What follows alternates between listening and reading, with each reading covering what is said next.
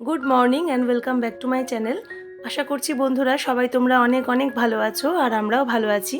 তো আমার আরেকটি নতুন ব্লগে তোমাদের সবাইকে স্বাগত জানিয়ে নতুন একটি ব্লগ শুরু করছি। তো দেখো সকালবেলায় এখন প্রথমে করে নিচ্ছি সেটা হচ্ছে ছোট ছেলের জন্য ব্রেকফাস্ট বানিয়ে নিচ্ছি। তো আজকে বললো যে বাটার টোস্ট খাবে, দুধ বিস্কিট খাবে না। তো ওই জন্য ওকে একটু বাটার টোস্ট করে দিচ্ছি সকালবেলা। এই যে বাটারটা লাগিয়ে নিলাম আর এখন একটু চিনি গুঁড়ো ছড়িয়ে দিচ্ছি ওপর থেকে। তো এখন একটা প্লেটের মধ্যে এটাকে বেড়ে নিচ্ছি আর এবার ছোট ছেলেকে দিয়ে দেব। তো দেখো আজকে হচ্ছে বৃহস্পতিবার আর এখন বাজে সকাল এই 9টা সাড়ে 9টা মতো। তো ছোট ছেলেকে এখন ব্রেকফাস্টটা দিয়ে দেব আর এরপরে বড় ছেলের জন্য ব্রেকফাস্ট বানিয়ে নেব। ও আবার একদম এই বাটার টোস্ট খেতে পছন্দ করে না, জানো তো। তো ওই জন্য ওকে একটু টমেটো, গাজর, শসা এগুলো দিয়ে আর মেয়োনিজ দিয়ে একটু স্যান্ডউইচ বানিয়ে দেব। ও আবার এই স্যান্ডউইচটা খেতে খুব ভালোবাসে।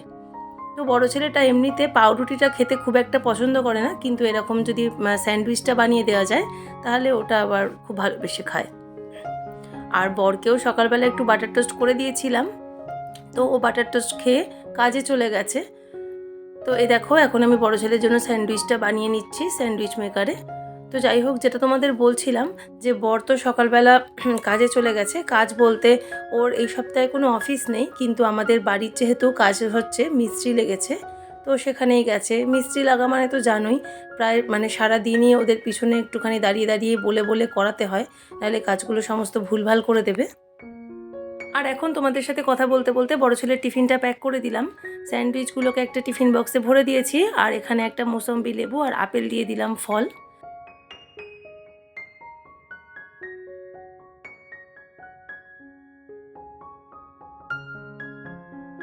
হয়ে গেল বড় ছেলের টিফিন প্যাক করা। আর এখন আমি চলে এসেছি ঠাকুরকে সকালবেলার ভোগটা দিতে। এখন মোটামুটি 10টার মতো বাজে। তো আমি তো ঠাকুরকে 4 বেলায় ভোগ দিই। এই যেমন এখন সকালে একবার দিলাম আর দুপুরবেলা একবার দেবো, আর সন্ধ্যাবেলা সন্ধ্যা দেখানোর পরে একবার দিই, আর রাতে একবার দিই। তো এখন সকালবেলার ভোগটাই দিয়ে দিচ্ছি। তো ঠাকুরকে ভোগ টোগ দেওয়া হয়ে গেলে এরপরে চলে যাব রান্নাঘরের কাজে। ব্রেকফাস্টের ঝামেলা তো মিটলো, আর এখন দেখি দুপুরবেলায় কি রান্না টান্না করা যায়। আর সবার প্রথমেই এই টুকটাক কয়েকটা বাসন ছিল ঝুড়ির মধ্যে, এগুলো সমস্ত গুছিয়ে নিচ্ছি জায়গা মতন। তো দেখো এবারে চলে এসেছি রান্না করতে। তো আজকে ভাবলাম অনেকগুলো উচ্ছে রয়েছে আর বেগুনও রয়েছে, তো উচ্ছে ভাজা তো প্রায় মাঝে মাঝে করি রান্না। তো আজকে ভাবলাম উচ্ছেটাকে বেগুন দিয়ে ভাজবো, বেশ ভালো লাগে খেতে, জানো তো। তো ওই জন্য বেশ কয়েকটা উচ্ছে এখন কেটে নেব। আর উচ্ছেগুলো বেশ কচি কচি আছে, বীজগুলো আর ছাড়ানোর দরকার পড়বে না।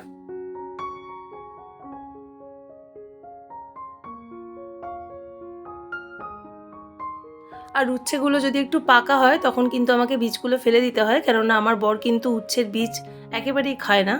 তো ওই জন্য উচ্ছেগুলো যেহেতু অনেকটাই কচি, তাই আর বীজগুলো ছাড়ালাম না।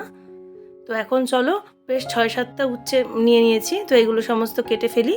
আর এরপরে একটা মাঝারি সাইজের বেগুনও রয়েছে, সেটাকেও কেটে দেবো। আর এই উচ্ছে আর বেগুনটা বেশ অনেকটা তেলে ছাকা ছাকা করে ভাজবো, তবেই কিন্তু আমার বর খাবে। ও আবার সমস্ত যে কোনো ভাজাভুজি একটু বেশ ডিপ ফ্রাই খেতে পছন্দ করে। আর এই উচ্ছেটা দেখছি আবার একটু পাকা, একটু বেশ বীজগুলো বড় বড়। তো এই উচ্ছেটার বীজটা একটু ছাড়িয়ে নেব।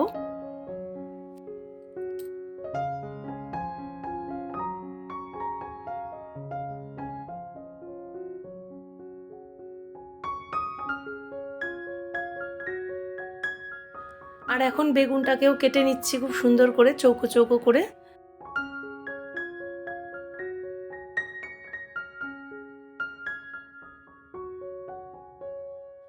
আর এখন সবজিগুলো কাটা হয়ে গেছে, আর এখন কড়াইতে তেল গরম করে নিয়েছি, আর এর মধ্যে উচ্ছে আর বেগুনটা ভালো করে ভাজা করে নেব। প্রথমে একটু উচ্ছেটা দিয়ে নাড়াচাড়া করে নেব, বেগুনটা যেহেতু অনেকটাই নরম, তাই বেগুনটা একটু পরে দেব। আর এদিকে আমি একটু বাসক আর তুলসী পাতার রস করে নিয়েছি, আর এর মধ্যে 1 চামচ মতন মধুও মিশিয়ে দিয়েছি। তো ওদিকে ভাজাটা বসিয়ে দিয়েছি, আর এখন ছেলেকে একটু রসটা খাইয়ে দেব। তো পরশুদিন রসটা খাইয়েছিলাম আর তোমাদের সাথে শেয়ার করেছিলাম, আর গতকাল কিন্তু রসটা খাওয়ানো হয়নি। আর আজকে আবার রসটা করেছি, খাইয়ে দেব। আর এই রসটা না খুব ভালো কাজ দেয়, জানো তো। ছেলেটার কাশিটা বলতে নেই, অনেকটা ধরেছে। আর এখন লাঞ্চের জন্য একটু পটল, সয়াবিন, আলু দিয়ে তরকারি বানিয়ে নেব। পটল সয়াবিন আলু দিয়ে তরকারিটা আমাদের বাড়িতে সবাই মোটামুটি খেয়েই নেবে। বর তো পটল খুব একটা খায় না, তো ওর জন্য ও সয়াবিন আলু দিয়ে খেয়ে নেবে। আর কয়েকটা পটল পড়েছিল, তো ভাবলাম নষ্ট করে কী লাভ, তো সয়াবিনের তরকারির মধ্যে পটলগুলোও দিয়ে দিলাম। আর এখানে একটু চানা সেদ্ধ করে নিচ্ছি রাতের জন্য, রাতে তরকারি বানাবো। আর ওই যে বাবা যে তালশাঁস, লিচু এগুলো সব পাঠিয়েছিল, এগুলো এখন একটু সময় করে ছাড়িয়ে রাখলাম, দুপুরে সবাই মিলে খাওয়া যাবে। শুভ সন্ধ্যা বন্ধুরা, আবার দুপুরবেলার পরে সন্ধ্যাবেলা তোমাদের সাথে ফিরে এলাম। তো সন্ধ্যাবেলা প্রার্থনা করার পর যেটা সবথেকে আগে মেন কাজ, সেটা হচ্ছে ঘর ঝাড় দেওয়া। সন্ধ্যাবেলা করে তো একবার ঘর ঝাড় দিতে লাগেই, তো এখন সেই ঘর ঝাড় দেওয়াটাই করে নিচ্ছি। আর ঘরটা ঝাড় দেওয়ার পরে যেটা মেন কাজ থাকে, সেটা হচ্ছে এই ফিল্টার থেকে বোতলগুলোকে সমস্ত ভরে নেওয়া। তো আমাদের তো এখানে ভারী জল দেয় বিকালবেলা করে। ভারী জল দেওয়ার পর ফিল্টারটা যেহেতু ওভারফ্লো হয়ে যায়, তো ওই জন্য কয়েকটা বোতল ভরে নিচ্ছি। আর যদি কয়েকটা বোতল বাকি থাকে তো সেটা রাতের দিকে ভরবো। তো এখন এই জল ভরা আর ঘর ঝাড় দেওয়া, এই সমস্ত টুকটাক কাজগুলোই আমার সন্ধ্যাবেলার মেন কাজ থাকে। আর এরপর তো চাটা খাই আর ছোটো ছেলেটাকে নিয়ে একটু পড়তে বসাই। কিন্তু আজকে যেহেতু বৃহস্পতিবার, ওর আন্টি আসবে, তো ওই জন্য আন্টির কাছেই আজকে পড়বে। আমি আজকে আর বই খাতা নিয়ে বসাবো না। আর এখন দেখো চলে এসেছি চানা মশলাটা বানাতে। ওই যে সকালবেলা যে চানাটা সেদ্ধ করে রেখেছিলাম, তো এখন ওটাকেই একটু আলু দিয়ে হালকা করে তরকারি বানিয়ে নিচ্ছি। এতটা গরম পড়েছে, আমি না এখন কদিন আর রুটি আমাদের সবারটা বাড়িতে বানাচ্ছি না, কিনেই আনছি। শুধু ছোট ছেলের মতনই 2-3টে রুটি বানাবো। প্রচণ্ড গরম লাগছে আর এত ঘাম দিচ্ছে, রান্নাঘরে দাঁড়িয়ে একটা কাজ করা যাচ্ছে না। আর এখন যে আমি একটু বেলা করে তোমাদের সাথে আজকে ভয়েস ওভারটা দিচ্ছি, পাখাটা তো অফ রাখতে হচ্ছে, আর পুরো ঘেমে একাকার হয়ে যাচ্ছি। মানে এতটা গরম আর নেওয়া যাচ্ছে না, জানো তো। তো যাই হোক, দেখো এখন আমি চানা মশলাটা নামিয়ে দিলাম। আর এই যে ছোট ছেলের জন্য 2-3টে রুটি বানিয়ে নেব এখন। নিউজে সব জায়গায় তো শুনলাম যে বলছে নাকি ঘূর্ণিঝড় আসবে, প্রচণ্ড ঝড় বৃষ্টি হবে শনি রবিবার। কিন্তু কোথায় কি বলো, এই যা রোদের তেজ, যা গরম, যা ঘাম, কোনো ঘূর্ণিঝড় বা ঝড় বৃষ্টি কিছুই হবে বলে তো আমার অন্তত মনে হচ্ছে না।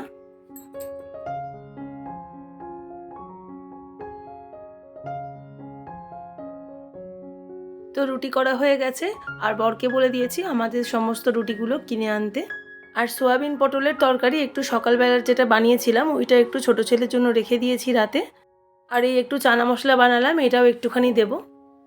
তো এখন আমার রুটি করার রান্নাঘরের সমস্ত কাজ তো হয়ে গেল। আর এই যে একটু আটা এক্সট্রা মাখা রইলো, টিফিন বক্সে করে রেখে দিলাম। এটা আগামীকাল সকালবেলা ব্রেকফাস্টে রুটি বানিয়ে নেব সবার জন্য। আর এখন রান্নাঘরটা একটু পরিষ্কার করে নেব। তো প্রথমেই আটার ড্রামটা ভিজে কাপড় দিয়ে খুব ভালো করে মুছে নিচ্ছি। আর এরপরে চাকি আর বেলনটা না একটু সাবান দিয়ে মেজে নেব। আমি প্রত্যেক দিনই যখন রুটিটা করি আর কি, তখন কিন্তু চাকি বেলনটা একটু সাবান বুলিয়ে নিই, জানো তো। কেননা এগুলোর মধ্যে আটা লেগে থাকে, তো সাবান দিয়ে না ধুলে আবার যদি টিকটিকি আরশোলা এইসব মুখ দেয়, তো ওই জন্য মেজে নিলাম। আর এখন ছোট্ট একটা যে কড়াই পড়েছিল যেটাতে চানা মশলা করেছি, সেটাও ভালো করে ধুয়ে পরিষ্কার করে নিচ্ছি। আর এই যে রুটি করলাম এই ননস্টিক তাওয়াটা, এটাকেও পরিষ্কার করে মেজে নেব। এই যে 2-একটা বাসন পড়েছিল, ব্যাস এইগুলোকে ধুয়ে পরিষ্কার করে নিলেই তারপর মোটামুটি আমার রান্নাঘরের কাজ হয়ে যাবে। আর রুটি করা মানে তো জানোই যে গ্যাস ওভেন কতটা নোংরা হয়। সে তুমি 2টো রুটিই করো কি 10টা রুটিই করো, গ্যাস কিন্তু প্রচণ্ড নোংরা হয়। আর কিচেন কাউন্টারটাও বেশ নোংরা হয়, আটার গুঁড়ো টুড়ো সমস্ত ছড়িয়ে ছিটিয়ে থাকে। তো ওই জন্যই ভালো করে এখন গ্যাস ওভেনটা একবার মুছে নেব। তো সকালবেলা আমি যখন গ্যাস মুছি তখন একটু সাবান দিই, রাতের দিকে যদি খুব একটা নোংরা না হয় তাহলে আর সাবানটা দিই না, এরকম ভিজে একটা কাপড় দিয়ে শুধু মুছে নিই। আর আজকে তো একটু হালকা তরকারি করেছি একটা, আর 2-3টে রুটি করেছি, তো খুব একটা নোংরা হয়নি। ওই জন্য একটু ভিজে কাপড় দিয়ে মুছে নিলাম, আর এই সামনের টাইলসটাও মুছে নিলাম। তো আমার রান্নাঘর মোটামুটি পরিষ্কার করা হয়ে গেল। আর এখন এই যে গ্যাসের ঝাঁঝরিটা, এটা ভালো করে ধুয়ে লাগিয়ে নিলাম। আর এরপর যে বাসনগুলো এক্ষুনি মাজলাম, সেইগুলো সমস্ত জল ঝরে গেছে, এগুলো যার যার জায়গায় রেখে দেব।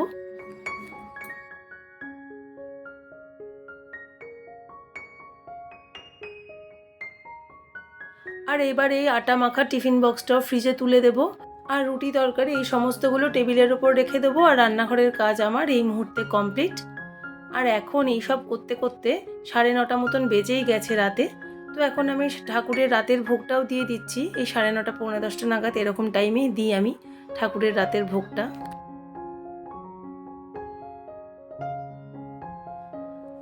তো ঠাকুরের রাতের ভোগটা দেওয়া হয়ে গেলে এরপরে ছোট ছেলেকে নিয়ে খাওয়াতে বসবো।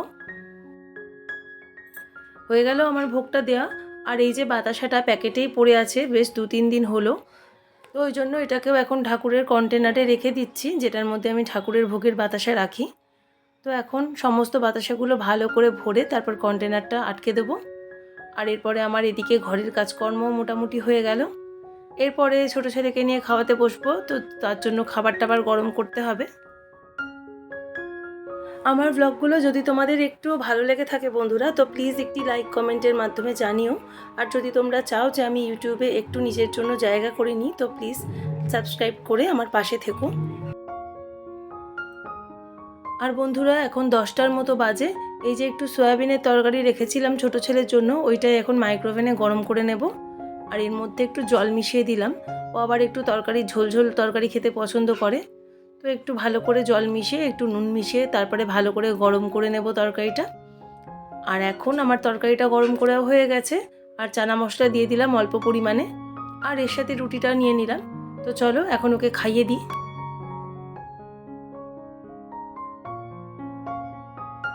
আর এখন বাজে রাত 11টা। এখন আমি দেখো রাতের জন্য বিছনা করে নিয়েছি। যেহেতু ঘরে এসি চলছে, তো ছোট ছেলের মশারির ওপরটা একটা বড় চাদর দিয়ে দিয়েছি। আর এইদিকে বড় ছেলের বিছনাও করে নিয়েছি, ও তো আবার মশারিটা নেয় না। তো চলো আমার রাতেরও সমস্ত কাজ তোমাদের দেখিয়ে দিলাম। তো আজকের ব্লগটা এখানেই শেষ করলাম। আবার ফিরবো নতুন ব্লগ নিয়ে। সবাই ভালো থেকো।